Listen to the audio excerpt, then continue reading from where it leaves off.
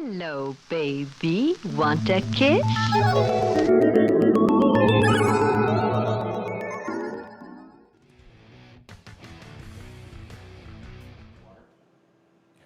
Absolutely.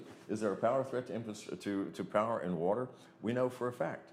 I have a very close friend who is a white hat hacker who is swamped with work. One of his clients was a power company. Within a matter of weeks, he was able to gain, and this is just through human engineering, gain physical access to the master control center. First by pretending to be a groundskeeper. They sat outside for a couple of weeks just monitoring the traffic in and out of the security gates. Found out that every Thursday, truckloads of groundskeepers would come in. The first truck would have all of the papers handed to the guard, and then everybody else would be waved in.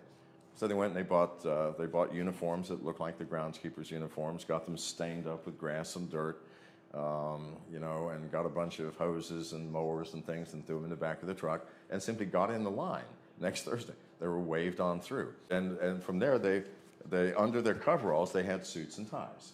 When they got in, they took off their suits and ties. Now, the groundskeepers were looking at them like, who are you? But it's not their job, right? They're there to mow the grass, not to blow the whistle. And so they were just looking at them strangely. They took off their coveralls, got their suits and ties, walked in. And from there, they simply used human engineering to get into the master control room. The last part of it, they were kneeling down. One was attempting to pick the lock on the master control center, and a security guard came by. And the guy said, "Oh, thank God you're here. Have you noticed this door sticking? We've got nothing but complaints with it." And the guard said, "No, I didn't know anything about it." And said, "Well, here, lend me your pocket knife." And he goes, "Do you have a pocket knife?" And so the guard said, "Yeah, here." And so he opened it up and says, "Yeah." Said, "We got to fix this thing." And so the guard wandered off. They went in, they took pictures of everything to prove they had been in there, and then went back to corporate headquarters and said, it was a piece of cake. If we'd had an EMP device inside a suitcase, the entire 5-state region would have gone down permanently and had no power. When I say permanently, we're talking about years, because it would have taken years to replace, because the EMP physically destroys the equipment. Now, that's one way of doing it. Let's assume you don't want to spend the trouble of boots on the ground.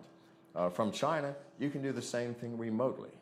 It is a piece of cake, given the backdoors and the holes in all of the software that we have built upon year upon year upon year. While we may have at the very top level very secure code, the operating system underneath it might be 15 years old and totally useless as a security tool.